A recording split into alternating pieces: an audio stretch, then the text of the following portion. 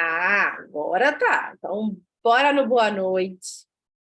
Bora dizer que é uma alegria estar aqui com vocês, pessoas queridas, que eu já conheço, que eu já senti cheiro, que eu já agarrei, outras que, né, eu estou conhecendo agora. Então, obrigada pela participação de vocês. É uma alegria poder falar sobre o desenho, sobre as interpretações desse desenho, até porque é um recurso que eu uso e muito, seja durante uma formação continuada com adulto, seja durante um atendimento clínico, ou até mesmo dentro da sala de aula. Quem já fez formação comigo, acho que já fez algum tipo de desenho ali no meio do caminho. Não acho que ninguém passou ileso ao desenho no meio do processo, assim, sabe?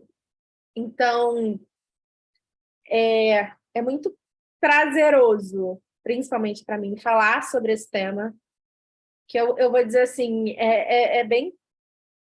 É caro no sentido de delicado, sabe? Porque, assim, são estudos de anos e anos. Então, hoje, por mais que eu quisesse trazer uma coisa muito aprofundada, não dá. Porque, senão, a gente... Só sobre o mesmo tema, a gente fica horas, sabe? Desmembrando coisas e possibilidades e realidades que, às vezes, não dá para a gente falar em 1 hora e meia, que eu quero tentar, sabe, assim, enxugar o máximo de coisas possíveis para que quando a gente se depare com um desenho, a gente possa falar assim, opa, isso aqui eu já sei, sabe assim? Então, antes de mais nada, deixa eu me apresentar. Para quem não me conhece ainda, eu sou Bruna Alves, sou mãe do Pedro e da Sofia. Recentemente eu já passei dos 40. A minha primeira formação foi na área de comunicação social, mas foi na educação que eu me encontrei enquanto pessoa e enquanto profissional. Então, hoje, eu fiz a minha faculdade em pedagogia, depois eu fiz a minha pós-especialização em psicopedagogia institucional e clínica, fui para uma formação pessoal, né, como psicomotricista, também educacional e clínica, e aí eu comecei a estudar, junto com a psicomotricidade, a psicanálise. Então, fui para a área da psicanálise e para a área da arte-terapia. E, como eu não posso deixar de dizer, eu sou apaixonada pelo legado do pediatra e psicanalista Winnicott deixou para nós, que é um legado incrível que fala sobre, não só sobre o brincar, mas sobre toda uma construção de um desenvolvimento emocional que vai ali, né, costurando esse desenho. Então, bora parar de falar de mim, bora começar a entender um pouquinho sobre esse desenho.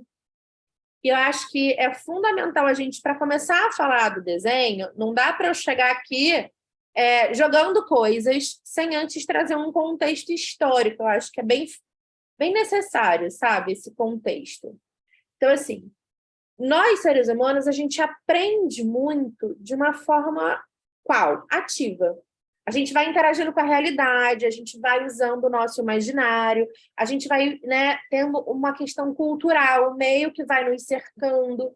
Então, esse meio e essa forma de aprendizagem, ela vai muito além desse toque, desse ver, desse manipular. Ela é principalmente por meio do sentir. E, de alguma maneira, esse desenho ele vai permitindo a gente se expressar, né? Por meio dos nossos sentimentos, e que muitas vezes esses sentimentos estão aonde? Guardadinhos no nosso inconsciente. Por que eles estão guardadinhos no nosso inconsciente? A gente vai aprendendo, enquanto criança, que a gente tem uma liberdade de expressão. A gente vai falando que deseja, e vai falando assim, não faz isso, menina. Você tem que falar com as pessoas quando você não quer. Você tem que emprestar quando você não está afim. Então, tem muitas outras coisas que, culturalmente, a gente vai sendo tolhido. Dessa forma, enquanto a gente vai sendo tolhido, a gente vai guardando, né, os nossos sentimentos. Então, fica tudo nesse potinho, no nosso cofrinho, que é o inconsciente. E aí, o que acontece? A gente vai crescendo, criando mecanismos de defesa para a gente não falar o que a gente tem vontade, para a gente não agir como a gente tem vontade. E onde surge isso? Se a gente parar para pensar na área da psicanálise, o Freud diz que surge nos atos falhos. Se a gente parar para pensar, né, não só na psicopedagogia ou na psicomotricidade, vem para o gesto espontâneo. Aquela coisa de que, puf, vai, saiu, foi. O que não deixa de ser um ato falho. Mas, se a gente quer entender um pouco mais profundamente, né, dessa pessoinha, a gente vai observar o desenho. Quando a gente fala, né, do desenho, a gente precisa primeiro entender que o desenho não é só uma produção artística. Ah, eu cheguei, vamos lá, desenha aí. É uma produção artística. Não.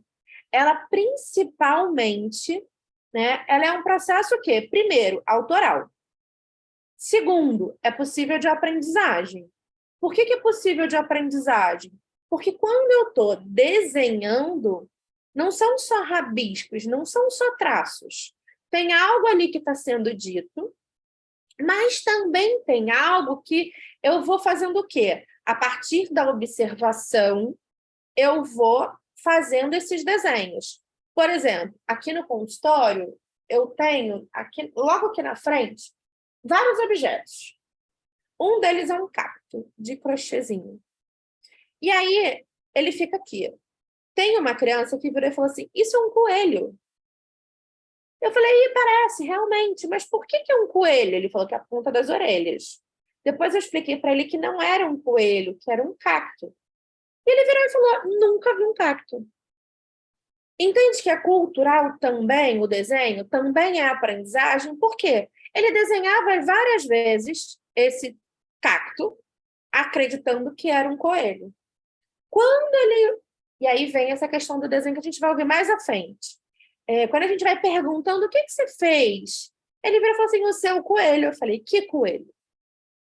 Então, quando ele me mostra o cacto e eu ensino para ele que aquilo não é um coelho, é um cacto, aí a gente vai para o recurso da mídia, não tem jeito, vai para a tecnologia. Mostra os diferentes cactos, diz de onde eles vivem, qual lugar tem mais, o que, sabe?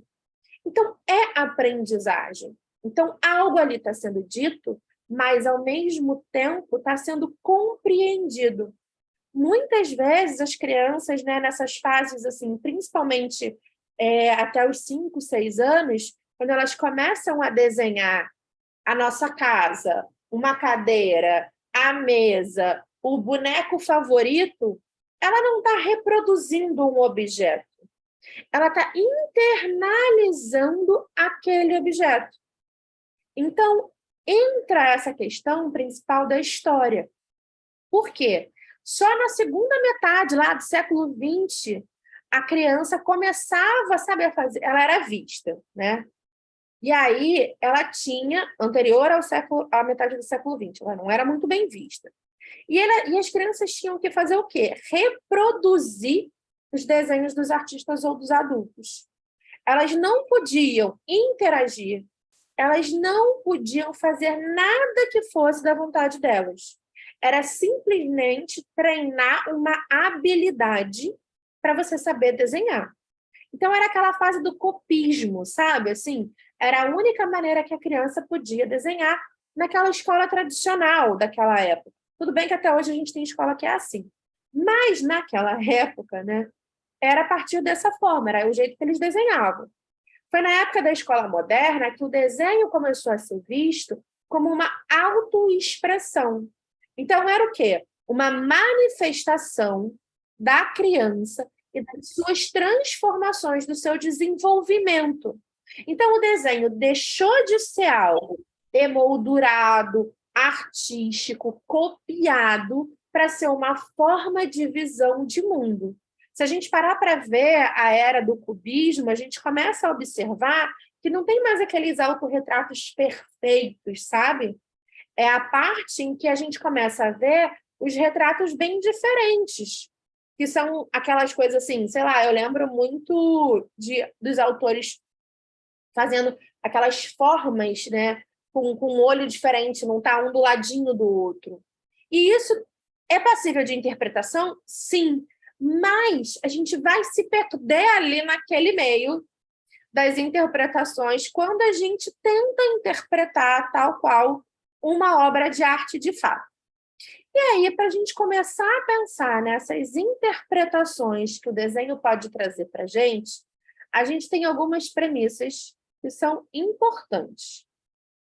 A primeira delas, todo desenho ele pode sim ser visto como um autorretrato oferecido pelo nosso inconsciente. E aí você pode perguntar assim, Bruna, como assim a criança desenhou um sanduíche? Como que isso vai vir como um autorretrato feito ou oferecido pelo inconsciente? Para você, aquilo é um sanduíche. Se você para perguntar, né? O que você desenhou? Aí você ouve o que ela desenhou. Você para entender qual o local do papel aquele desenho está colocado. Ah, está na época tá na área da fantasia, está na área da realidade, está na área do passado, está na hora do presente. Aí você vai abrindo esses leques de possibilidades. Então você pode até chegar a uma conclusão, e eu estou dizendo isso por experiência própria. Eu tive um paciente que desenhou um sanduíche. E aí eu perguntei, e nesse sanduíche, qual a parte que você mais gosta? Ele falou que era o queijo que derretia. Aí começam as brincadeiras. Se você pudesse ser o que no sanduíche, o que você ia ser? Aí ele, o queijo que derrete. Ah, e quem são as outras pessoas do sanduíche? Aí ele começou a colocar, o pai estava embaixo, a irmã era o presunto. Entende que ele foi associando aqueles ali à família. Ah, Bruna, você que conduziu. Não. Eu fui só desvendando algumas coisas. E aí chegou na hora que ele virou e falou assim: fica todo mundo imprensadinho.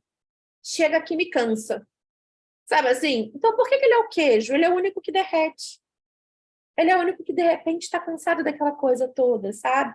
Ele é aquela que não é sólido, que não tem estrutura, que não tem forma. Então, o desenho, quando a gente começa a entender que o ato de desenhar, ele não é algo que é imposto, e sim estimulado, a gente vai descobrindo essas outras vertentes, essas outras possibilidades, esses outros caminhos. Por que ele não deve ser imposto? Se você chega e fala assim, primeiro atendimento dentro da sua sala de aula, ou o que quer que seja. Ah, desenha uma casa. Oi? Eu vou desenhar qualquer coisa. Principalmente com adulto. Eu vou desenhar qualquer rabisco, não vai trazer nada que é do meu inconsciente. Então, como que é legal você pensar nesse desenho estimulado? Você traz uma proposta, você traz uma brincadeira, você traz uma história, e aí você fala, você topa desenhar? Ah, o que você quiser. Claro que tem horas que a gente tem algumas coisas que a gente precisa saber, então a gente vai, né, conduzindo, desenha uma casa, agora você vai desenhar uma árvore, tem o tal ditado topológico, que são, você vai desenhando, né? Ah, você vai desenhar a árvore do lado direito da casa, você vai desenhar, você vai dizendo o que é para a criança desenhar. Então, tudo tem uma intencionalidade. Mas, se a criança falou para você, eu não quero desenhar, você pode perguntar se ela aceita representar o que ela deveria ou poderia representar no papel com massinha, com tinta, com bolinha de papel, sabe assim, contando uma história, fazendo um teatro. Isso também é desenho. Porque o corpo, ele é, sabe, uma folha de papel, ele se torna o lápis, ele é esse desenho. E, principalmente, a gente precisa entender as fases do desenvolvimento infantil. E aí, se você vai entender as fases do desenvolvimento infantil, permeando Piaget, indo pelas tópicas, né, da fase sexual do, do Freud, aí ok. Mas você precisa saber de desenvolvimento infantil. Por quê? Eu não posso oferecer para uma criança de 2, 3 anos um lápis de cor. Eu tenho que oferecer um giz de cera. Não adianta eu oferecer um giz de cera fininho. Eu preciso oferecer um giz de cera mais grosso.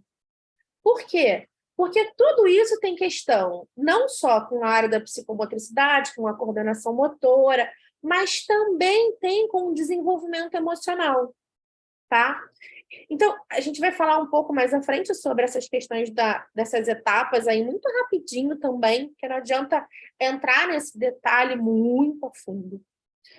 E aí o desenho, ele é essa ferramenta de aprendizagem, por quê? Porque ele traz sentimento, ele traz as questões emocionais, ele traz as questões físicas, ele traz as questões culturais. E por que eu estou dizendo isso? Vamos parar para pensar numa criança que é cadeirante. Imagina se ela desenha ela, vamos supor, né? Em pé. E aí? O que você interpreta, né? Qual é o sentimento que ele está tendo? Quais as questões emocionais que estão ali permeando aquele desenho? Parte do desejo dele poder se movimentar, parte do desejo de N coisas. E aí você usa isso para trabalhar, coisas que talvez ele jamais iria dizer para você, sabe, assim, que meu desejo é andar. Óbvio, é claro, evidente que tem esse desejo, ok. Mas o desenho ele pode trazer essas questões para você que é emocional.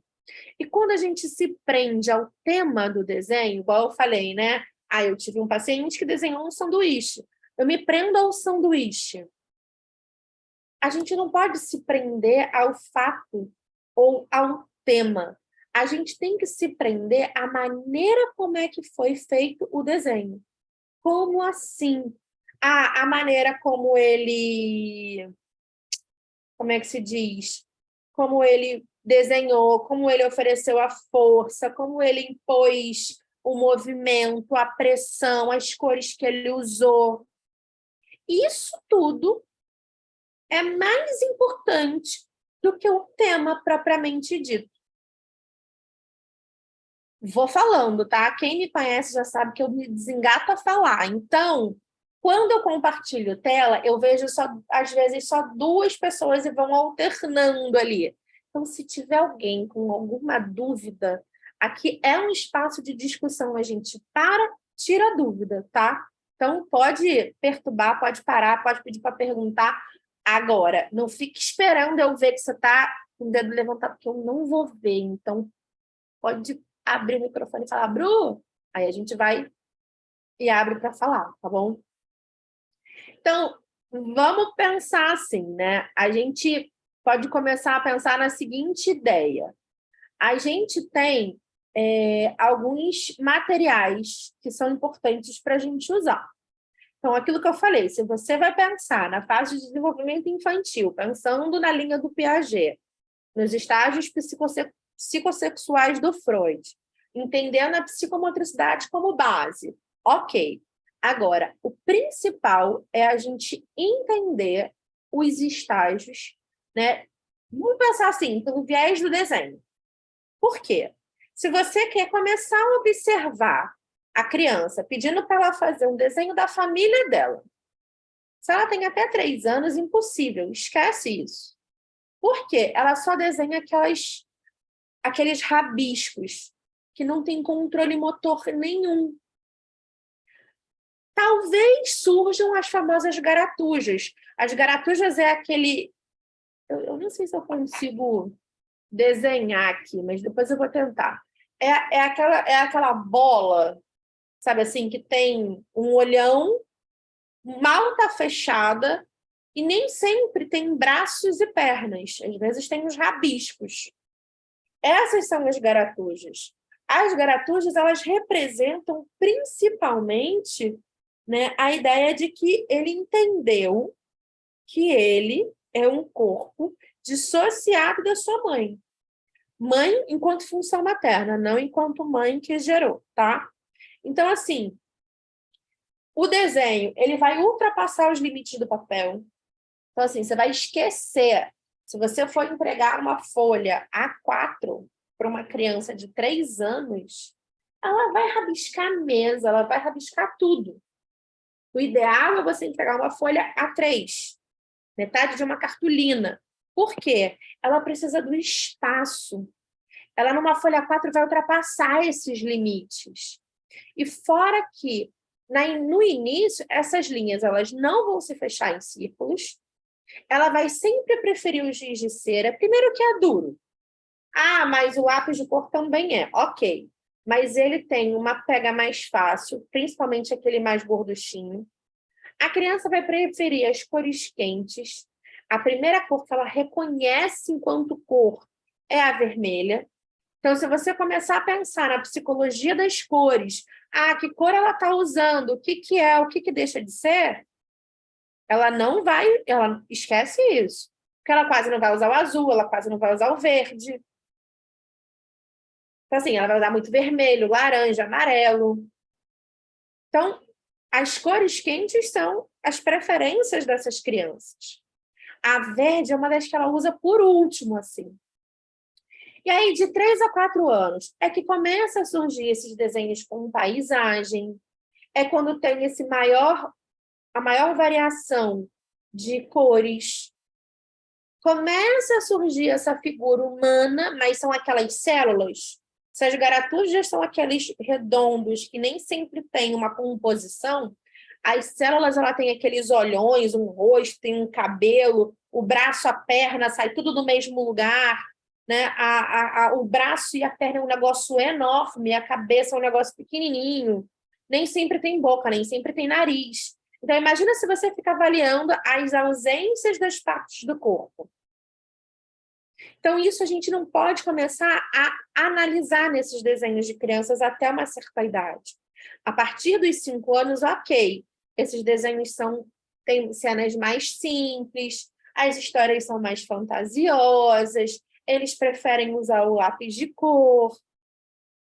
Aí já tem uma figura, né, humana mais ou menos completinha. Agora, a partir dos 7 anos, a criança já consegue, se ela não tiver nenhuma questão, né, socioemocional, motora, se nem tiver, não for uma criança com deficiência, ela consegue sim fazer uma figura humana completa.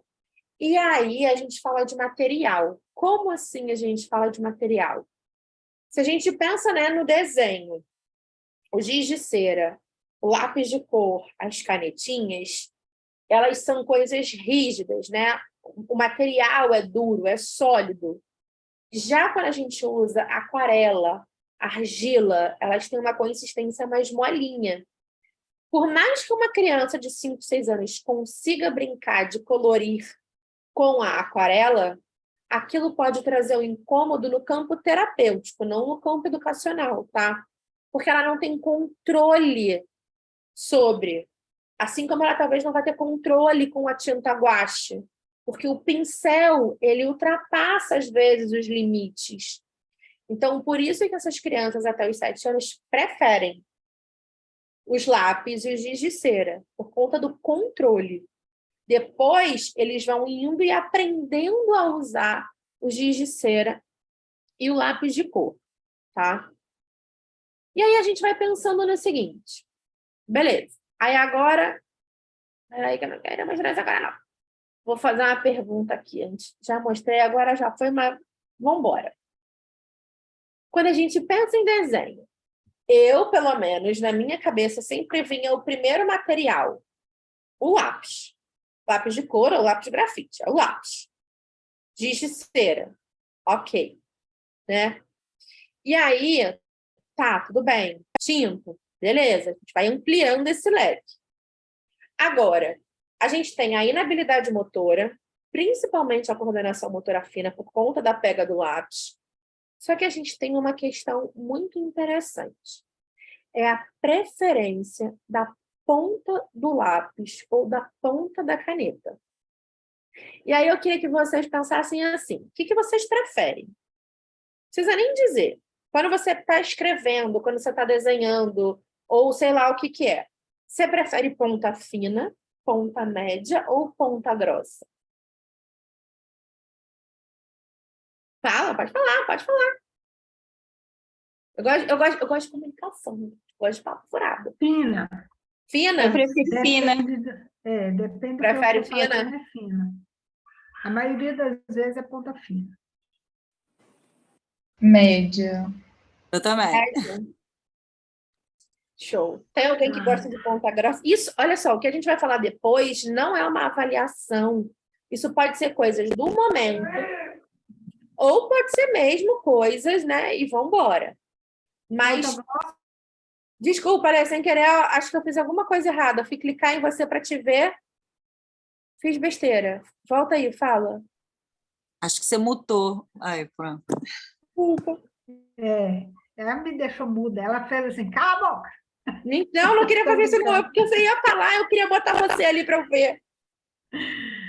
Eu falei que depende da situação. Para escrever, eu prefiro ponta fina, para colorir também, a maioria das vezes ponta fina, mas caneta, por exemplo, eu prefiro ponta grossa.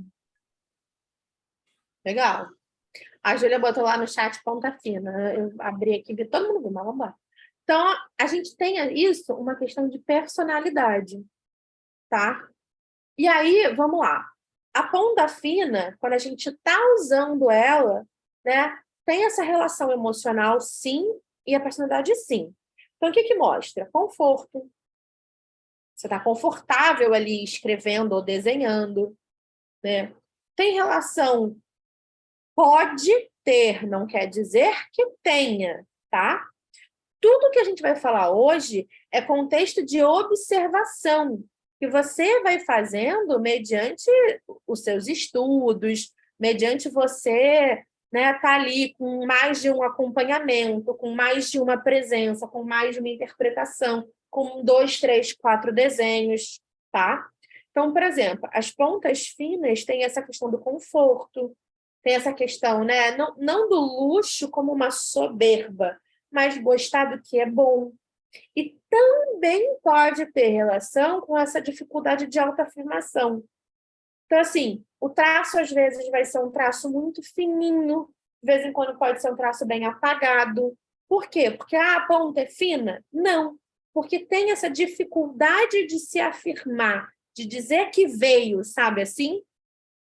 As pontas médias, elas têm essa qualidade, né, da pessoa se adaptar, que é uma coisa mais flexível. Ela nem tem essa coisa do se preocupar com conforto, nem tem essa falta de afirmação, mas também não é aquela pessoa que, pum, acabou, encasquetou com aquilo e vai, sabe? Então, é essa flexibilidade, que é bom, sim, mas também tem o seu lado negativo, porque se adapta a tudo, até o que não é bom. Então, às vezes, está naquele lugar que não é bom e está tudo ali. Não, vai dar certo. Não, vai mudar. Não, vai melhorar. Não, vai dar. E está assim ali, ó, sendo flexível e se adaptando. Então, tudo aqui tem coisas positivas e negativas, tá? Já o que é ponta grossa é aquela pessoa que não é influenciável facilmente. Ah, então quer dizer que quem faz ponta fina é? Não, não é isso. Mas é aquela pessoa que é meio cabeça dura, tomou decisão, está tomado, não muda por nada, sabe? Então, isso também, né, é entender esse estado. Aí você vai falar assim, Bruna, mas como que eu sei que a criatura gosta de que tipo de ponta? Assim como você vai oferecer diversos materiais para colorir, você também vai oferecer materiais de pontas diferentes. Para quem não sabe, por exemplo, lápis grafite tem o lápis normal, lápis 2B, lápis 4B, lápis 6B, lápis 8B, e vai indo. Eu, por exemplo, adoro escrever normalmente com lápis 4B, porque ele fica mais grosso, é uma ponta mais média. Escrever com lápis 05, grafite 05 de lapiseira, toda hora eu quebro. Então, isso tem relação com a minha personalidade, sim, sabe? Então, por exemplo, eu vou pensar no seguinte, eu tenho um lápis de cor que é um lápis aquarelável, então ele tem a ponta mais macia. É uma criança que o tempo inteiro está apontando o lápis para ficar com aquela ponta quase agulhinha, sabe? Então, tudo isso a gente pode pensar nessa relação de interpretação, né? De estar ali entendendo essa criança. Por exemplo, eu tenho esse tipo de lápis aqui, ó. A ponta dele é mega grossa. Se a gente comparar ele com um lápis de cor normal, Ele é bem grosso. Não dá para ver muito bem, eu acho. Peraí. Vê se dá para ver melhor. Sabe assim? Ele é bem grosso. A ponta também, ó. A ponta desses dois lápis, ó, esse aqui não tá nem apontado, né? Coisa de Bruna. Coisa de criança que usa muito. Aqui, ó, a diferença da ponta. Eu tenho aluno que só quer brincar com esse. Ah, mas é porque ele desenha melhor. É mais colorido. Não. Eu tenho em algum lugar aqui, tá por trás aqui que eu não vou ver, desse tipo aqui, fininho também. E ele não pega. Sabe? Então, assim, é por conta mesmo dessas estruturas todas. Então, por exemplo, se uma pessoa curte mais, ou uma criança, desenhar com giz de cera, do que esse lápis mais apontado, ele pode ter uma tendência para atividades manuais. E aí, se ele tem essa tendência para atividades mais manuais, em vez de você estar ali trazendo sempre um desenho como uma representação, traz uma massinha, traz uma modelagem com aquarela, traz uma outra coisa, sabe assim? Traz aquelas gelecas, faz coisa com papel machê. Você vai conseguir muito mais coisa daquela relação com a criança do que só estar ali pedindo para fazer, né, algo do desenho. Tranquilo até aí? Posso continuar? Boa? Então, vamos embora.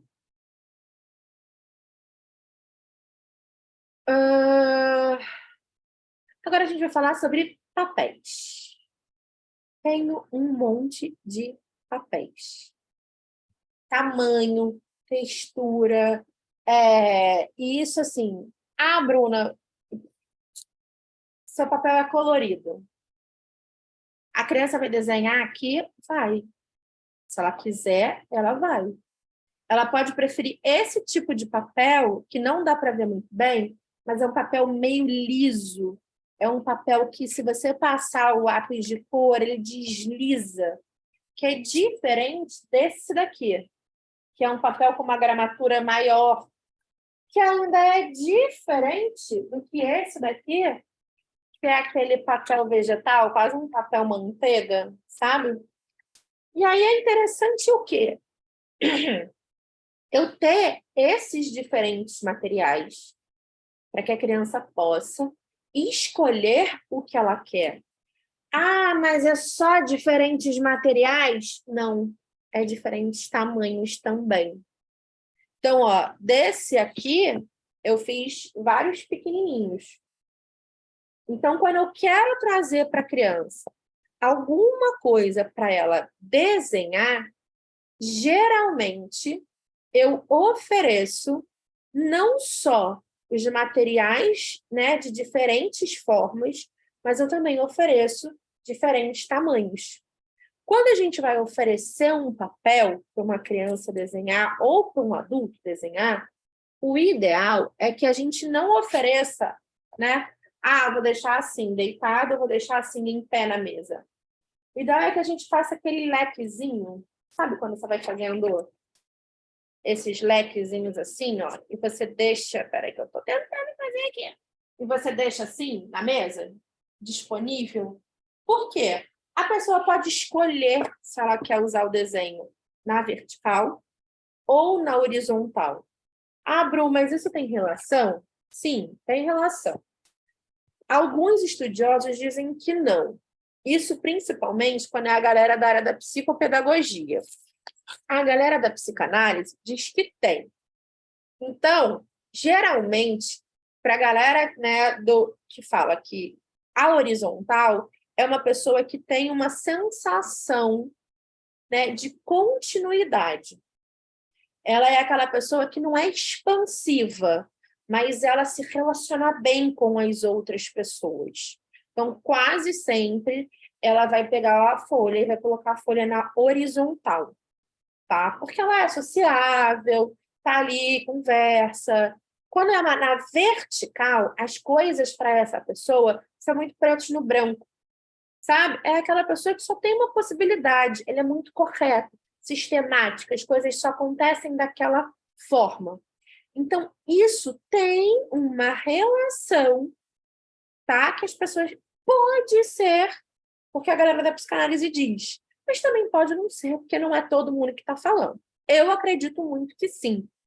Em vários adultos eu já percebi que a pessoa geralmente coloca a folha em pé e é esse tipo de pessoa que, sabe, é intransigente, as coisas precisam ser como ela deseja, a um passo que quando a pessoa pega, bota deitado, você vê que ela vai indo por vários caminhos.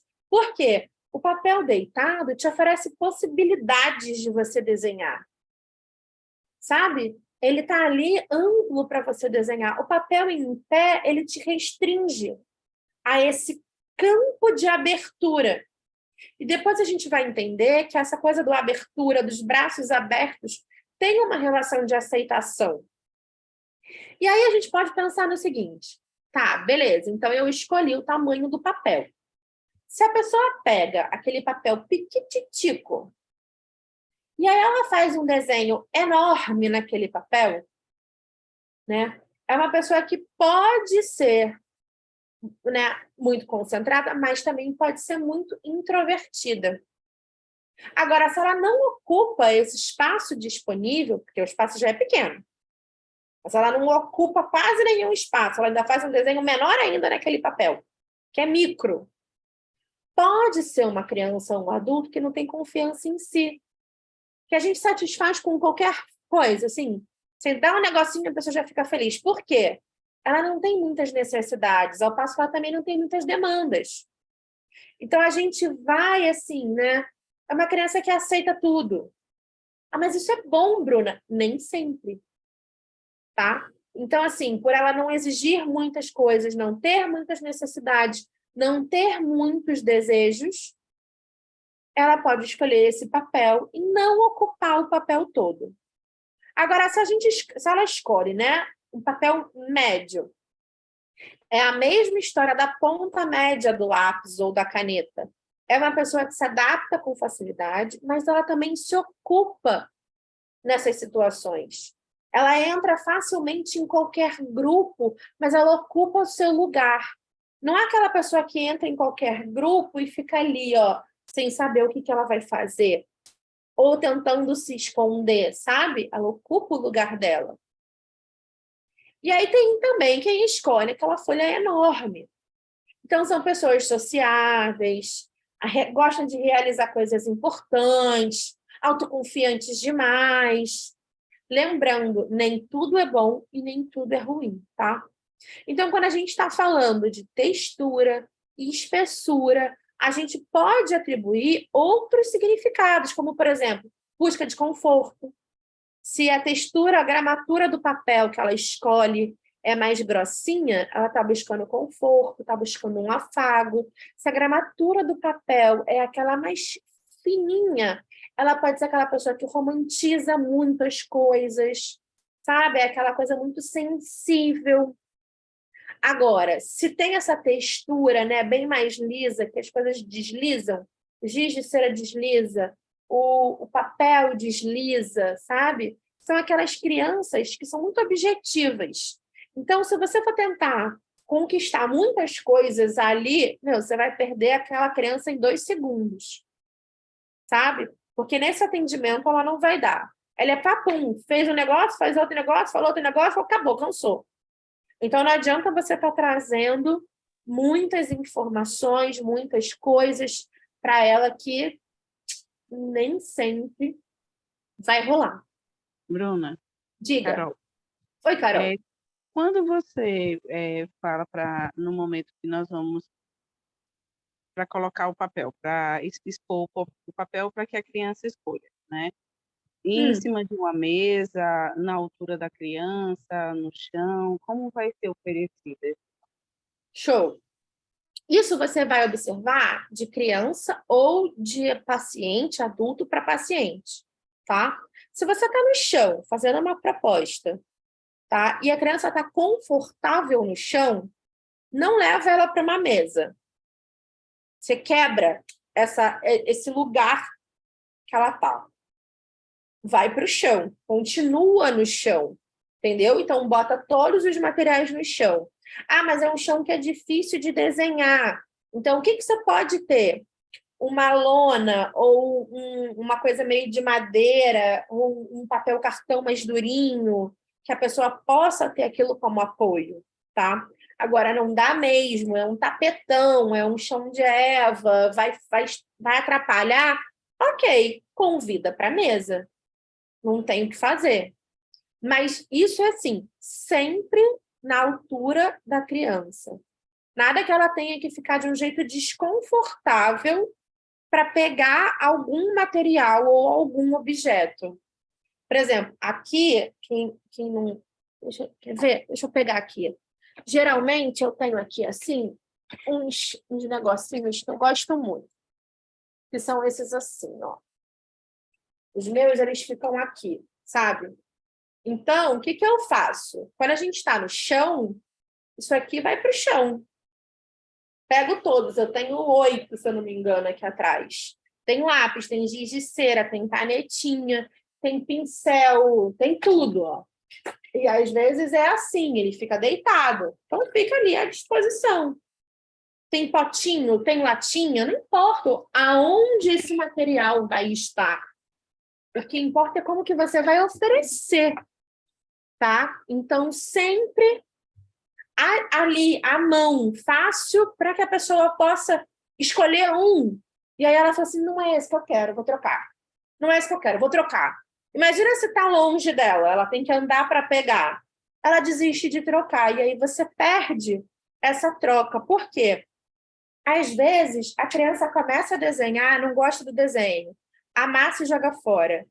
Depois ela pega do lixo, refaz o desenho. Isso tem significado, isso tem simbolismo, sabe? Isso tudo a gente pode pensar, observar, analisar, sabe assim? Então, o ideal é que sempre fique ali, visível, à mão, tá?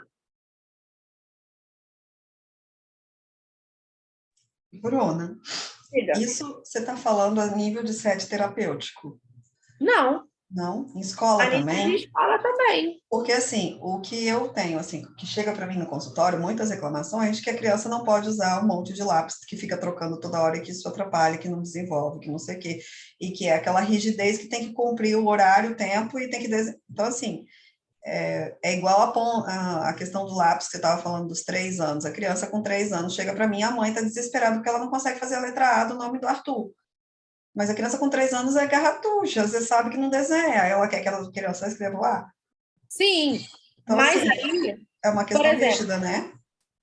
desculpa, repete esse final, eu fui falar É uma muito. questão mais rígida, assim, de conceito. Sim, é uma questão cultural. Não tem como, é uma questão cultural. É uma questão de uma escola que vai exigir essas coisas, sabe? Mas, por exemplo, dentro do seu consultório, ela pode ser o que ela deseja ser. Já que dentro da sala de aula, ela não pode. Entende? Eu já atendi uma criança que na escola só podia usar a folha em pé. Então, quando eu cheguei aqui e fiz esse leque, falei, escolhe a folha e usa como você quiser, ela perguntou, posso fazer com ela deitada? Achei aquilo tão interessante, falei assim, pode.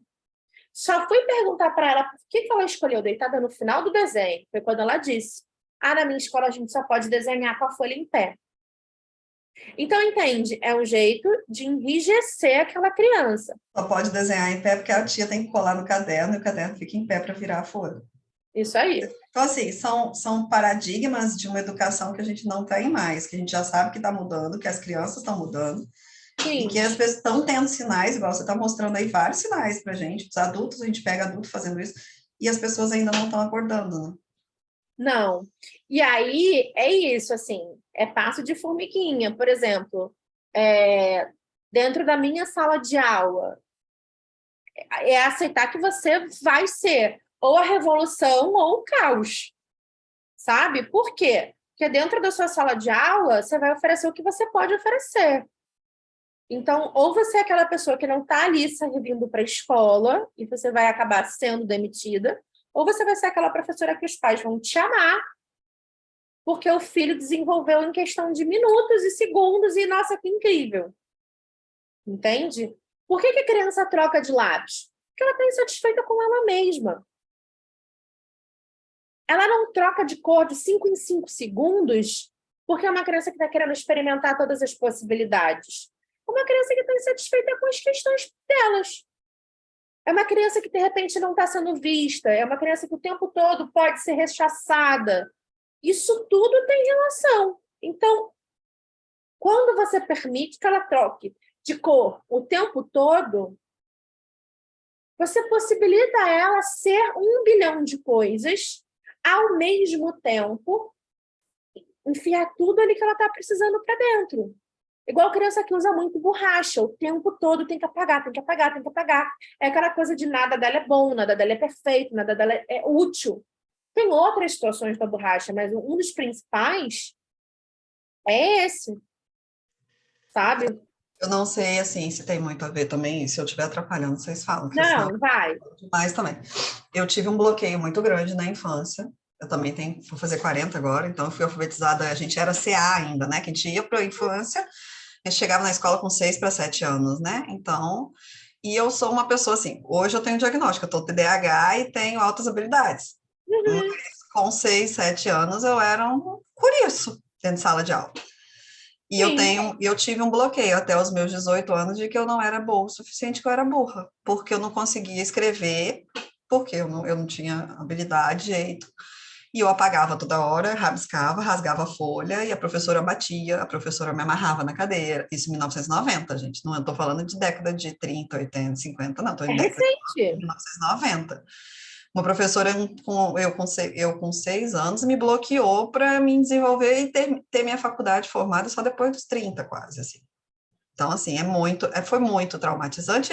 Aí depois que você descobre que ainda você é porque você não era fora da média, né? Então, assim, beleza, mas e quantas crianças que às vezes está sendo privada, não por não ser na hora da média ou não? Então, é muito interessante. Aí, por isso que eu venho buscando a neuropsicopedagogia também, abre nosso leque de Sim, aprendizado, essa sim. visão para a gente aprender, né? E olhar para as crianças de forma diferente. Porque, assim, eu fui uma criança que fui travada. E se eu não Sim, tivesse tido esse acompanhamento, essa busca, nem todas têm, né? Então, assim, e a gente vê, hoje em dia, não sei no estado de vocês, mas por aqui, gente, o que tem de professor que grita, não pode mexer, tem que fazer daquele jeito, você trava a criança, né? Então, assim, justamente. E aí acaba... é a nossa, não só no campo terapêutico, é o nosso lugar de dizer não. Dentro do meu consultório ele vai ficar 30 minutos trocando de lápis.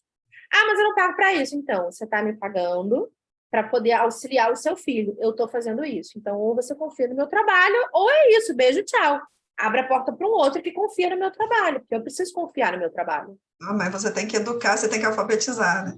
É um Sim, absurdo. sim. Mas às vezes a gente é isso, assim, são doutrinas e coisas, né, que é muito doido que a gente precisa estar aí trabalhando não só na gente, mas também no todo, sabe? Mas a gente vai chegando, eu acho que a gente está mudando muitos paradigmas, sabe assim? Então, assim, a gente vai juntando peças, a gente vai acompanhando perfis que falam sobre, professores que estão mais abertos, escolas que estão querendo dialogar também com essas novas possibilidades. Então, isso é um trabalho de formiguinha. Mas a gente chega. E aí, voltando aqui, quando a gente fala principalmente, né, dessa orientação espacial na folha, a gente fala sobre esses espaços que podem ser desenhados. Cada cantinho da folha tem uma relação. O fato de você escrever o seu nome, o fato de você rabiscar coisas aleatórias no desenho, o fato de você fazer figuras geométricas, tudo, espirais, tudo tem um significado. Então, assim, quando a gente entende, né, que é um acompanhamento e não um único desenho que vai fazer a gente avaliar e interpretar um desenho, até porque alguns desenhos a gente precisa sobrepor uns nos outros para conseguir entender muitas coisas. Mas isso é papo para outra aula. Então, olha só, quando a gente fala da parte superior do desenho, a gente está falando da imaginação, daquilo que é do nosso intelecto, do nosso desejo por coisas novas, da nossa curiosidade. A parte inferior do desenho são as nossas necessidades físicas. É tudo aquilo que é material, é concreto. É aquilo que a gente já internalizou dentro da gente. Quando a gente está ali no centro da folha do desenho, usando o meião mesmo, é o nosso momento atual. Você vai ver que vai ter vezes que as crianças usam o mais lado esquerdo, mais lado direito, mais lado de cima, mais lado de baixo. Isso tem a ver. Então, por exemplo, o momento atual pode, às vezes, estar vazio. Por quê? É uma criança que está emocionalmente abalada com questões que ela não está conseguindo te pedir socorro. Então, é algo que você precisa observar. Aí, o lado direito é os nossos pensamentos futuros. Se é uma pessoa que sempre está desenhando mais para o lado direito, pode ser uma pessoa que também vive em busca de uma satisfação. Né? Quer sempre ter um desejo realizado. Agora, se está do lado esquerdo, é aquela pessoa que está presa no passado, mas que também pode ser uma pessoa muito inibida, que não tem um grande controle emocional ou que tem um grande controle emocional, tá? Agora, se a gente vai para os cantinhos das folhas, sabe assim? É aquela fuga da realidade. Ou é um desajuste desse ambiente que a gente se encontra. Então, sabe assim, quando você vai desenhando as coisas bem no cantinho, vai lá, pergunta o que é aquilo. Olha, eu tô vendo que você fez um desenho aqui. O que é? Tá claro, nítido que é uma borboleta. O que você desenhou? Me conta. Aí você vai descobrir o que é. Então, pode ser essa fuga, né? Esse desajuste desse ambiente que está ao seu redor. Quando é criança ou adolescente que não está naquela fase, lembra das fases do desenvolvimento? Que é aquela criança que sempre ultrapassa os limites do papel? A gente não está nessa fase, mas é uma pessoa que ultrapassa os limites do papel, toda hora passa do lugar do papel, ou você faz uma moldura e fala, desenha aqui dentro desse espaço, e ela passa do espaço, é uma criança, uma pessoa que tem pouca socialização. Ela não é aquela pessoa sociável que está ali, que se aceita, pode ser aquela criança que convida todo mundo para a casa dela. Mas pode ser aquela criança que nunca foi convidada para a casa de ninguém. Entende a questão da pouca socialização? É uma criança que pode brincar com todo mundo na escola, a professora nem percebeu. Mas ela brinca com todo mundo na escola porque ela não tem ninguém de fato. Então, ela fica se escondendo em muitos outros. Quando é tudo muito no cantinho direito, é porque aquela pessoa é mais com comportamento controlador, tem uma satisfação muito intelectual, é aquela pessoa que busca muito, né, se satisfaz, né, com essa coisa mais intelectual. Agora, o cantinho esquerdo é uma pessoa que tem um comportamento mais impulsivo, é aquela coisa que tem as coisas muito imediatas. E aí você vai falando assim, Bruna, estava aqui pensando agora que sempre que eu vou pegar um ônibus, eu sento dos lados direitos. Isso tem relação? Tem. Eu sempre prefiro sentar no lado esquerdo da mesa. Isso tem relação? Tem. Lembra que o nosso corpo é um grande lápis de cor e o papel pode ser o nosso mundo, então essas preferências podem sim trazer alguma coisa. A parte superior, assim como é, né, a imaginação, é a parte da fantasia. E quando é tudo muito no inferior, é a parte da insegurança. E se é uma criança que só desenha, um adolescente que só desenha lá embaixo, micropititico, pode ali chegar a um estado depressivo, tá? Então, são essas nuances que a gente pode começar a observar dentro desses desenhos ou dentro dessas posturas, porque é aquilo. Por exemplo, se você tem uma mesa igual de escola e a criança sempre vai fazer a modelagem de massinha e sempre usa a base, tudo bem, ela está usando a base, mas se você pede para ela desenhar um avião e ela vai estar ali na parte de baixo, aí começa a ligar a antena que tem coisa errada. Então, ela não está na base, entende? Diga. Repete o cantinho esquerdo e direito, por favor. Repito, amor, é O cantinho direito são comportamentos mais controladores. Tem uma satisfação bem intelectual. Sabe, assim, aquela criança, adolescente, adulto, que tem uma satisfação intelectual, gosta de saber, gosta de fazer curso, gosta de cinema, arte, teatro, essa satisfação intelectual. Já o cantinho esquerdo são pessoas que têm um comportamento mais impulsivo e buscam satisfação mais imediata, seja qual for, seja no ato de comer, seja dentro dos seus próprios vícios, não tem paciência para sentar, para fazer uma coisa de 1 hora, 2 horas, porque está sempre ali, no imediatismo, entendeu? Foi? E quando ela faz nos dois ao mesmo tempo? Aí a gente precisa entender o que ela está fazendo em cada cantinho, tá? Quando eu falo cantinho, eu falo cantinho mesmo, sabe assim? Sabe quando não é só, por exemplo, não é só aquela pessoa... Deixa eu tentar me ver, que aí eu consigo... Aqui. Não é só aquela pessoa que desenha deste lado, sabe? É aquela pessoa que faz tudo aqui, ó, nesse cantinho, entendeu? Ou cantinhos assim, ó, quininhas, ou cantinhos, sabe? E aí, por exemplo, outra coisa importante, a pessoa está desenhando assim, aí ela te entrega o desenho assim, aí você pergunta para ela como que é o seu desenho, porque o desenho dela pode ser assim. Então, o que ela fez como base, na verdade, é um canto. Entendeu? Então, assim, depende muito do que ela está desenhando nesses cantinhos, entende?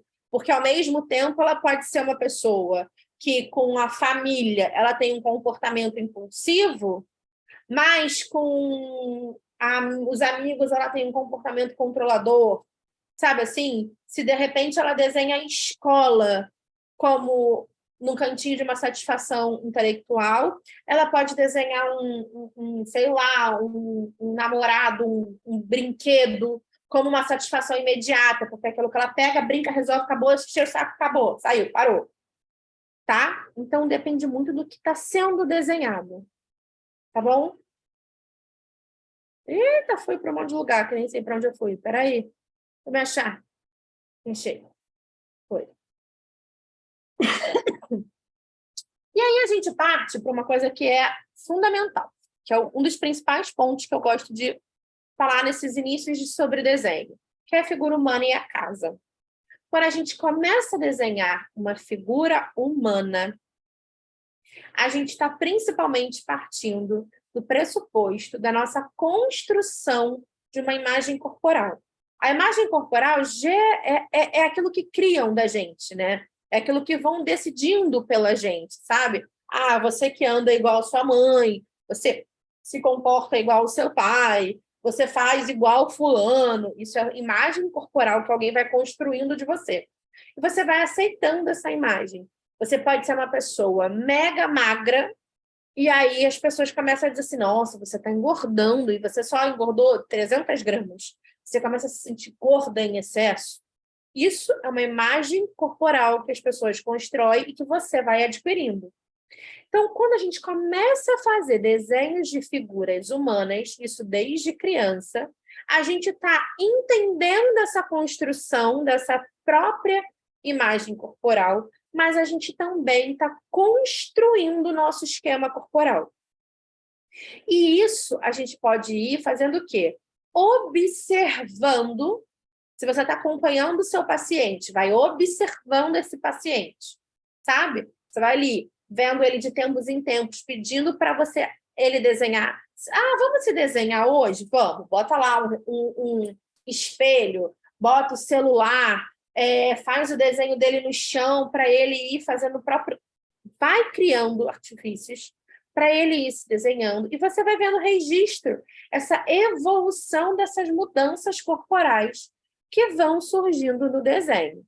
Então, o que a gente precisa mais, né, de observar numa figura humana é o rosto, a posição dos braços e os pés. O rosto, quando eu falo, é tudo. é boca, é olho, expressão, é tudo, tá? Quando a criança faz aqueles famosos bonecos palitos, ou o próprio adulto, e a pessoa pode falar assim, mas eu não sei desenhar uma figura humana. Ok, ninguém nasce sabendo, mas minimamente fazer um corpo, mesmo que seja chechelento, com uma coisinha, né, que tenha forma, e não um boneco, ele está querendo simplesmente que o quê? Que você desvie a atenção. Então, quando alguém te entrega um boneco palito, não é porque ele literalmente não sabe desenhar. Ok não saber desenhar, mas ele também nem tentou. Então, ele não quer atrair atenção, os olhares para si. Se tem outras coisas nesse desenho, então vai lá, avalie as outras coisas desse desenho. E esquece aquele boneco palito. Tá? Vai observar as outras coisas. Quando a gente tem os olhos muito grandes, sabe assim? Significa algumas coisas. A maior parte delas é uma curiosidade em excesso, mas também pode ser medo. Então, quando tem aquele olhão esbugalhado, pode ser curiosidade de querer saber o que está acontecendo, mas também pode ser medo sobre alguma situação que está ali rolando e ele não tem condições de trazer e de falar. Olhos bem pequenininhos, sabe, assim, já é o inverso, né? A gente tinha aquela criança e aquele adolescente, o adulto, que fazia aquele olhão, e aquele que faz um olho bem pequenininho. Esse bem pequenininho pode ter relação com o que não quer ver o que está acontecendo ao redor.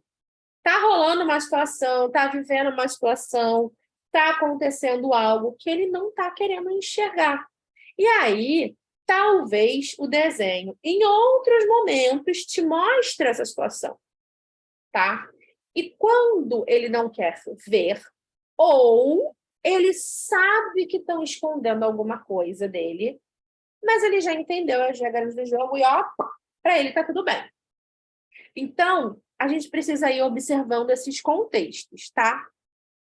Quando a gente não tem a presença de nariz, na grande maioria das vezes, é porque é uma pessoa que acha que as coisas não são suficientes para ela. Aquilo não é o que está ali ao seu redor, não é algo que ela possa... não é só respirar e internalizar, sabe? É algo que ela não é merecedora de algo. Então, as coisas que estão ao redor delas, ela não é merecedora. E aí tem essa questão. Agora, orelhas e ouvidos não se liga muito, não, porque geralmente eles fazem o cabelo. E aí essas orelhas são escondidas mesmo. Agora, se tem orelha, show. É uma pessoa que está ali, ó, curiosa, com as anteninhas ligadas, sabe tudo que está rolando, muito mais do que se ela tivesse com os olhões esbugalhados, tá? Agora, uma coisa que é fundamental a gente observar, a boca. Por quê? Se é uma boca que está super acentuada, que está enorme, né? Seja pelo jeito que ela está aberta, seja pela cor que destoa de todo o restante do corpo ou do colorido do desenho, é uma criança que está precisando dizer algo, ou é aquela criança que não consegue guardar as coisas. Até aí, ok, a gente pode pensar em meios de estar ali conversando. Agora, se tem ausência dessa boca, aí você precisa começar a observar os elementos do desenho ou dos próximos desenhos. Por quê? A resposta dessa ausência vai estar neles. Pode ser um segredo perigoso que ela não pode contar. Pode ser uma questão amedrontadora que ela está vivendo, sabe? Pode ser uma situação que ela precisou se calar. Pode ser algo que ela está com medo de dizer. Então, tudo isso você vai ter que começar a observar. Então, observa se tem pessoas ao entorno dela, como é que estão os braços. Os braços, quando estão voltados para cima, nessa posição, né, de pedido, de colo, é algo para ser assim, eu desejo ser vista, me dá atenção, quero ser ouvida. Já aqueles braços caidinhos, todos eles pregadinhos no corpo, é porque a pessoa pode estar passando por uma situação difícil, que ela não está conseguindo ali encontrar uma situação, um problema ou o que quer que seja. Agora, os braços entreabertos é uma situação confortável, é que está tudo muito bem, obrigada. Então, lembra quando eu falei mais cedo, assim, que a gente tem que observar, e essa coisa do papel, quando ele está na vertical, não dá para colocar muitas pessoas, a não ser que elas vão ser muito puxas. Já no deitado, você consegue fazer essa relação maior. Então, isso, né, a gente pode observar. Agora, sem mão, é que a criança pode se sentir incapaz. Ela não está dominando a situação que ela está vivendo. Quando a gente não tem os pés, é que é uma pessoa que está vivendo num lugar instável, ela não tem uma estabilidade, seja qual for, sabe, assim, dentro da escola, dentro da família, seja qual for esse campo, ela não tem essa habilidade. E aí, a gente vai para uma outra parte que eu gosto muito. E nessa, a gente pode pensar em praticar de duas formas. A primeira forma é a gente praticando da seguinte maneira. E aí eu vou fazer aquilo que a gente não deveria fazer, né? É virar e fazer assim, bora desenhar uma casa? Mas óbvio que a gente não vai chegar e falar assim, bora desenhar uma casa. Imagina se você pudesse desenhar a casa dos seus sonhos. Aquela casa que você, assim, sabe, desejaria ter para você viver, morar. Como que seria a sua casa? Pensa nela. Ah, não quero casa, Bruna, pode um apartamento? Super pode. Pensa como vai ser. E aí, você pode ter o convite de querer ou não desenhar. Ou só repensar, assim, né? Na sua imagem, na sua ideia, o que você quer que tenha na sua casa. E aí, lembra que eu falei que era uma questão cultural? Por que eu falo isso? Vão ter pessoas que vão querer... Eita, voltei para o anterior. Vão ter pessoas que vão querer pensar naquela casa mais estilo colonial. Vão ter pessoas que vão querer pensar sempre em apartamentos, porque viveram sempre em apartamentos. E aí, pensar num tema como casa é que nem sempre, por mais que elas se pareçam iguais, as casas são iguais. Sempre elas vão ter diferenças, tá? Então, quando a gente interpreta a casa, a gente precisa pensar na orientação espacial, se ela está no meio, se ela está do lado esquerdo, se ela está do lado direito, se ela está para cima, sabe? A gente tem que pensar naquela orientação espacial que a gente viu anterior. A gente tem que começar a observar a pressão que aquela criança está fazendo o desenho, se é um traço que está muito fino, se é um traço que está contínuo, se é um traço que está espaçado, as cores que ela está colocando nesse desenho. Então, a gente precisa pensar no seguinte, tem janela? Não tem janela? Por quê? Sabe essa janelinha que está aqui? Que tem essas... Ela está... Por mais que possa parecer, a gente, quando faz esse desenho com essa cruzinha no meio, essa janela está fechada. Então, a janela fechada significa que eu posso observar o que está de fora, mas eu não deixo muita gente entrar e observar a mim. Então, se isso é uma criança ou um adolescente que está num setting terapêutico, é uma pessoa que ainda não confia em você para trazer as questões dela.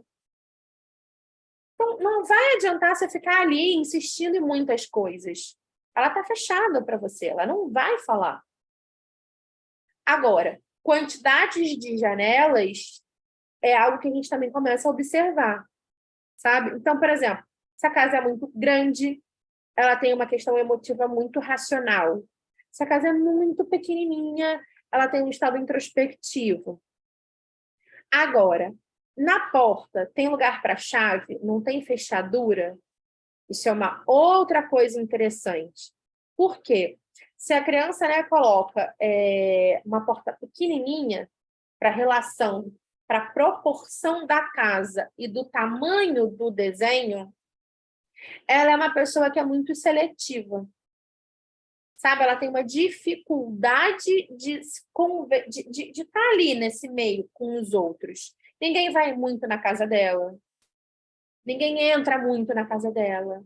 E lembrando que a casa dela não é só a casa, espaço físico, é casa enquanto corpo. Ela não aceita esses contatos com muita gente. Então, se você está afim de entender uma criança, um adolescente, um adulto, do nada, vamos brincar, vamos desenhar uma casa fora? Assim, do nada, numa brincadeira. E vamos observar que casa é essa. Então, se a porta é muito grande, é aquela coisa de que, beleza, todo mundo aqui é muito bem-vindo, obrigada. Agora, se a gente não tem ali muitas coisas, a gente pode começar a observar o que a gente chama de maçaneta. Se não tem a maçaneta, opa, por mais que a porta seja enorme, por mais que eu estou ali, né? É tudo muito bem-vindo, mas não é qualquer um que entra. É tudo muito bem-vindo até a página 2 ali, sabe? Tem uma coisa meio seletiva para estar entrando. E aí, a gente pensa o seguinte, por que eu estou dizendo que são coisas mais culturais? Antigamente, era muito fácil a gente ver nos desenhos com aquelas chaminés, saindo fumaça. Por quê? Era algo que vinha dos contos infantis. As histórias infantis meio que traziam esse desenho, né? Essa idealização da casa com uma chaminé, com uma fumacinha rolando. Hoje em dia, é muito difícil a gente ver nesses desenhos de casa a chaminé. Então, nem todo mundo vai desenhar uma chaminé, nem todo mundo vai desenhar uma fumaça. Mas se tem a fumaça, é a questão emocional da criança, tá?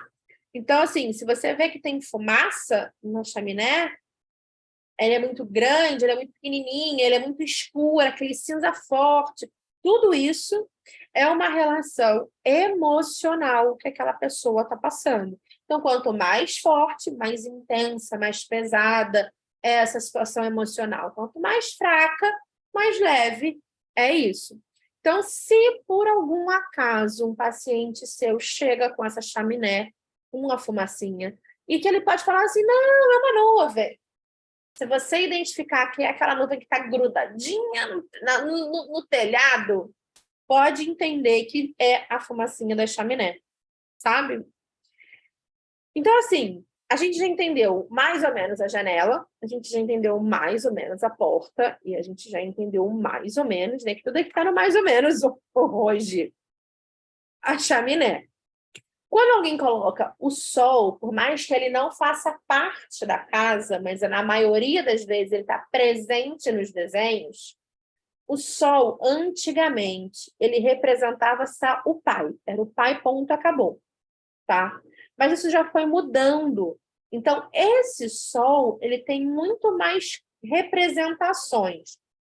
Depende de quê?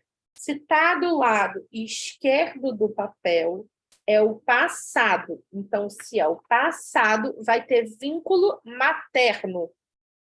Se está do lado direito, que é o futuro, é o desejo, e aí a gente entra em questões meio que freudianas, né? Que é o desejo, nananã. É a questão paterna, tem relação com o pai. Agora, se ela está no meio, é a criança, é o adolescente, é o adulto, é quem está fazendo o desenho, é a pessoa ali presente.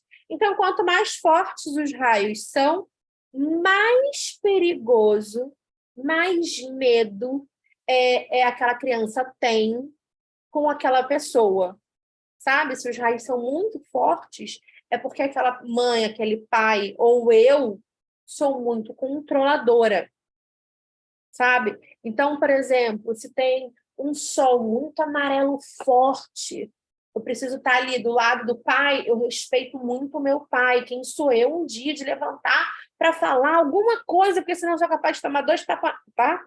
Então, é a questão da representação. Agora, beleza, não tem sol, mas tem lua. Então, se o sol, antigamente, tinha essa representação masculina, antigamente a lua tinha representação feminina. Por quê? Estava ligada à doçura, estava ligada a essa adaptação, entende? Então, agora, não é a mesma coisa, mas tem essa relação. Então, a mãe como uma pessoa doce, flexível, amorosa, E o pai é aquele pai imaginativo, né? Que nem ele pode ser doce e amoroso, super pode. É por isso que eu estou falando, a gente precisa entender os contextos, tá? Agora, se é uma criança muito sonhadora, ela vai se fazer no meio como a lua. É uma criança que está muito romantizando tudo, é um lindo conto de fadas a vida que ela está vivendo ali, está todo mundo bem obrigada. Ela pode fazer no meio do seu desenho a lua, tá? Só para a gente ir pensando assim, né? Eu estou vendo a hora ali, eu estou correndo e caminhando para o final, e ai meu Deus, a gente vai quase ter um treco. Quando a gente vê as nuvens, né? Nuvem é sinal de mau tempo. Sinal de mau tempo, claro, quando elas estão carregadas, cinzas, é sinal de chuva. Então, é o sinal de que tem ali alguma relação paterna, materna, que não está indo bem, tá? Então, são momentos difíceis que ela está passando. Ah, você tem uma nuvenzinha assim, azul, fofinha. Entende que, igual aqui eu coloquei, né, de propósito, a nuvem está escondendo o meio que o sol, então tem uma relação conflituosa, porém não tanto. Então, isso a gente pode começar a pensar, né, que as nuvens vão chegando nesse momento de que se ela está muito escura, eu preciso pensar, né, vou abrir um guarda-chuva para me proteger. Então, é uma criança que está precisando de proteção de algum momento. Então, as nuvens de mais cinza para as mais escuras têm essa relação de proteção. E se ela faz um arco-íris, o que rola ali? Rola que ela tem uma relação, né? Esse arco-íris é uma harmonia, porque a gente quase não usa o branco para harmonizar as coisas, por conta mesmo da folha que quase sempre é branca. Então, o sinal de paz, de harmonia, de que as coisas estão tendo ali uma proteção, grande maioria das vezes é esse arco-íris, tá? E aí, tudo tranquilo? Beleza? E quando tem nuvem com arco-íris? Aí pode ser que, dependendo da situação, qual lado que esteja, né? Por exemplo, se está no lado direito, ela deseja que seja uma situação em que ela consiga proteção, em que ela tenha conforto, em que ela tenha paz. Agora, se está do lado esquerdo, é uma coisa que ela já teve e que agora ela pode não ter mais, sabe? Então, depende de onde esses dois elementos estão. Ah, é a nuvem com o arco-íris. Que lado a nuvem está? A nuvem está no meio? Ela está vivendo aquilo agora? Então, o arco-íris está na esquerda, o arco-íris está na direita. Não necessariamente é o canto do papel, entende? Pensa no desenho e quais os elementos que vai desmembrando tá ali. Se, por exemplo, é a nuvem cinza, escura, tá chovendo, o arco-íris está em cima, é algo da fantasia, é só o desejo, é a imaginação. Ela não está acontecendo. Entendeu?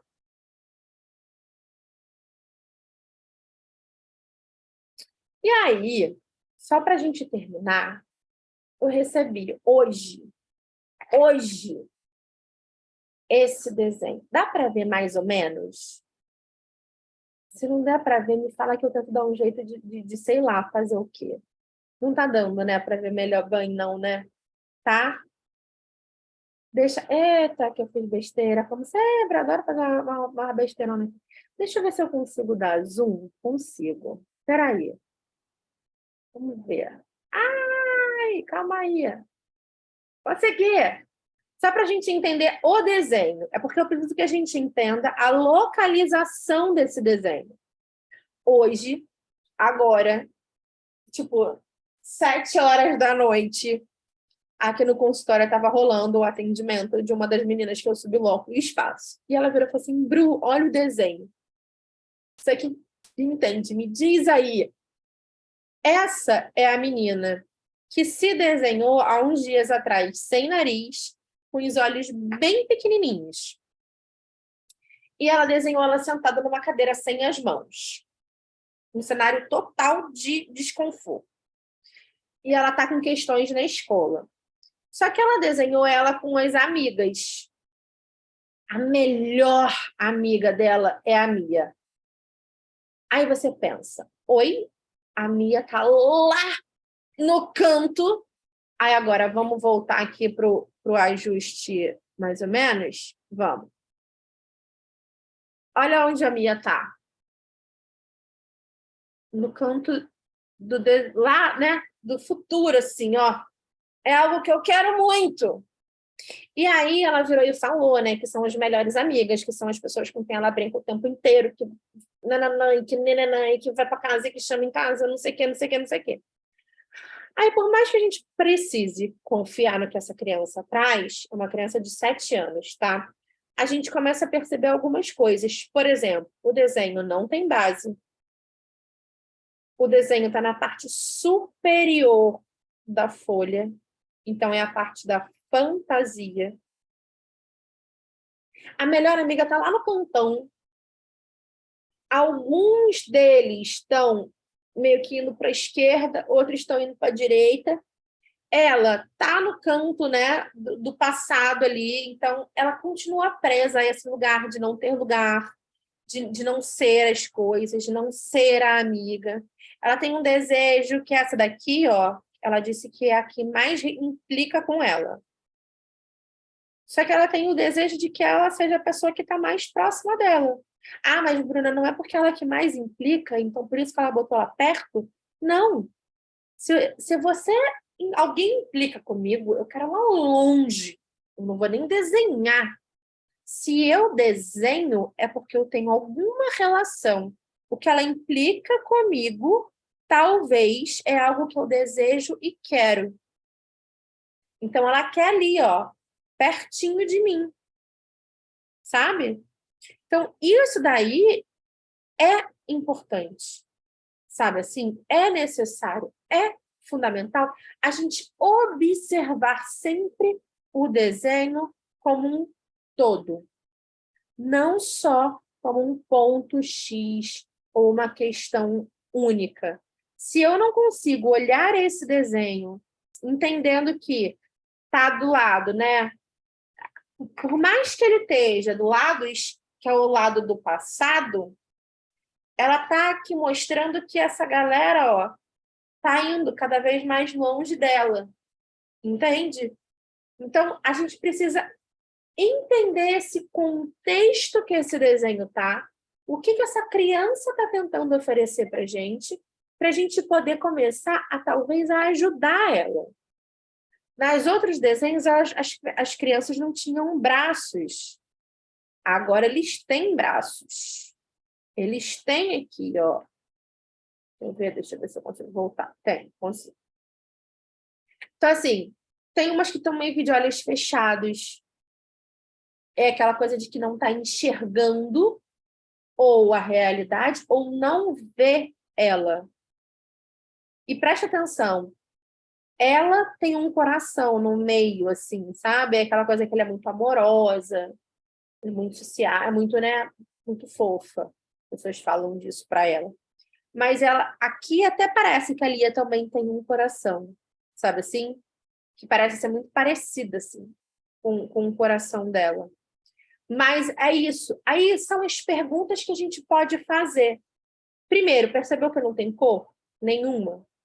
Ela não quis, ela teve tempo para colorir. Ela não quis. Então, o que a gente pode ir perguntando, né? Por mais que ela escreveu que é a Malu, nossa, que legal! O que você desenhou? Ah, os meus amigos. Ah, que legal! Então, quem está aqui nesse desenho? Então, deixa ela explicar que essa, de fato, é a Malu, que a fulana é a Mia. Há quantos anos têm essas crianças? É uma pergunta que a gente pode fazer. Quais são as meninas? Quem são os meninos? Quais eles você já convidou para sua casa? Quais você gostaria de convidar para sua casa? Quais você já foi para a casa deles? Sabe essas perguntas que a gente pode ir fazendo assim, desmembrando as perguntas e tentando entender de fato esse desenho? Então, são coisas que a gente vai perguntando mediante ali a rotina do dia a dia. O que aquele atendimento, o que aquela sala está oferecendo para a gente. Eita, peraí, que agora que eu vi que tem chat. TT também parece que fez um coração e apagou e fez um raio. Verdade. Parece. Tem um coração ali e não foi, apagou. Então, assim, né? O que está acontecendo nesse desenho? Se você pudesse dar o título para uma história, para o seu desenho, qual era o título desse desenho? Né? Qual o nome das pessoas? Qual a idade delas? O que você queria que acontecesse aqui? Parece ser o Chico, né? O que o Chico está carregando? Se a gente para observar, psicanaliticamente, ele tem um objeto fálico na mão. Mas, para ela, é um velotrol. E o que é o velotrol? É o poder. Né? É aquilo que mostra que ele é o poder. Então, ele é o único menino que está na história, porque ele tem o poder de ter um objeto, que é aquele objeto, né, que traz tudo, que todo mundo quer brincar. Então, se você observa bem, por mais que a gente não queira ali, né, pensar nas questões freudianas da psicanálise, a gente observa que tem aí essa relação com esse objeto.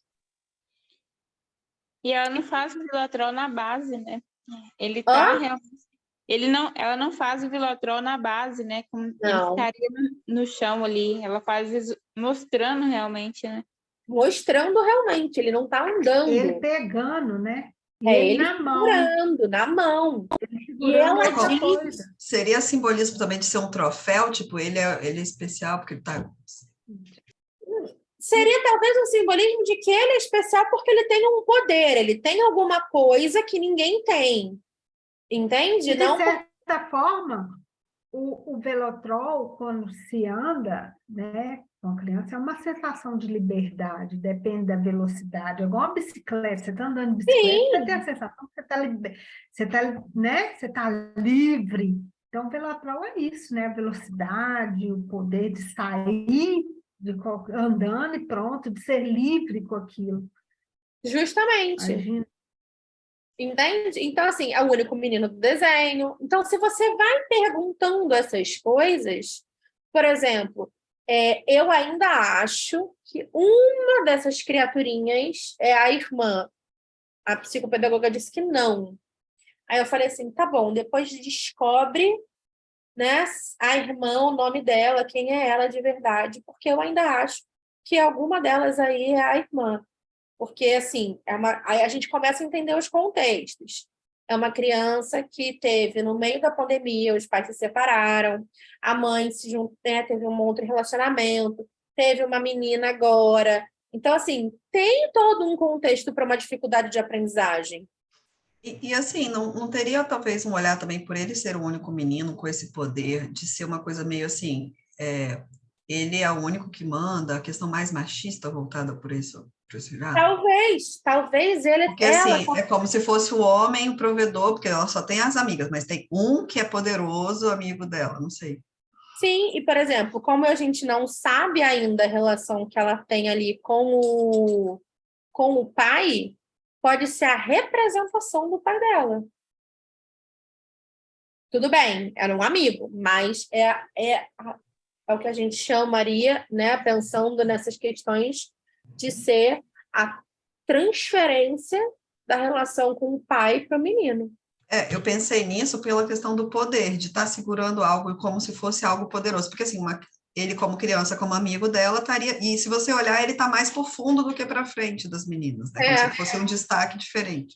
Sim. Então, assim, talvez tenha e talvez tenha uma relação diferente para o olhar, porque ser um menino só com algo poderoso, pode ser representação de uma figura masculina. Sim, pode, super pode. Entende como tem várias interpretações? Aí, por exemplo, se ela faz um outro desenho, a gente sobrepõe, a gente pode começar a ver outras coisas. Se num outro atendimento ela traz um gancho de alguma outra coisa, a gente pode fazer os links. Então, por um único desenho, a gente não consegue absolutamente nada.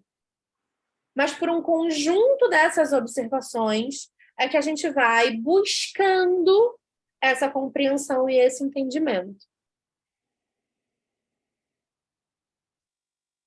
Se deixar, o povo que me conhece já sabe que eu falo, ó, e vou. Mas em respeito a todo mundo, inclusive a mim, a gente precisa saber que é hora de parar, porque tá todo mundo cansado, imagino eu. Até as crianças que estão esperando a gente também devem estar cansadas de não ter a nós. Mas, indiferente de qualquer horário, tem alguma dúvida? Ficou alguma questão? Precisa de algum suporte emergencial? Pergunta que a hora é agora. Bruna, Se não, fica para um outro momento. Bruna, Fala. você pode dar sugestões de livros? Posso, Carol? Posso fazer assim. Até artigo, se você tiver algum artigo que possa ajudar também. Posso. Eu vou mandar a gravação. Se vocês quiserem, eu mando também o meu roteiro.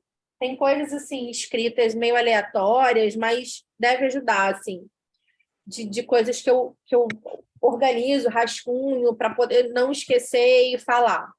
Então, assim, até sábado, eu vou fazer assim. Eu mando a gravação, eu mando os slides para vocês, que não ajuda muito, mas ajuda alguma coisa.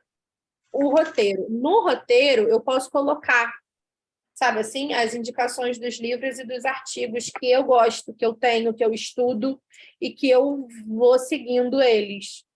Porque, assim, só de estudo de interpretação de desenho são para mais de muitos anos, assim. É desde 2015, 2016 que eu gosto, assim, de comecei mesmo, sabe? Antes eu já tinha esse olhar, mas estudando ali freneticamente para entender, vai desde essa época, assim. Então, eu mando para vocês, sem problema. Pode sim, tá bom? Acho que ajuda, né? Não adianta eu ficar... Porque hoje eu não vim preparada para dar essa aula aqui no consultório. Eu ia dar em casa. Só que começou a chover absurdamente. Aí eu estava vendo no Waze um trajeto que eu faço em 45 minutos, estava dando 1h40. Eu falei, eu não vou arriscar. Vou ficar aqui.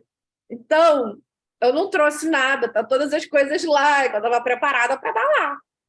Mas tudo bem, deu tudo certo. Espero que vocês tenham curtido.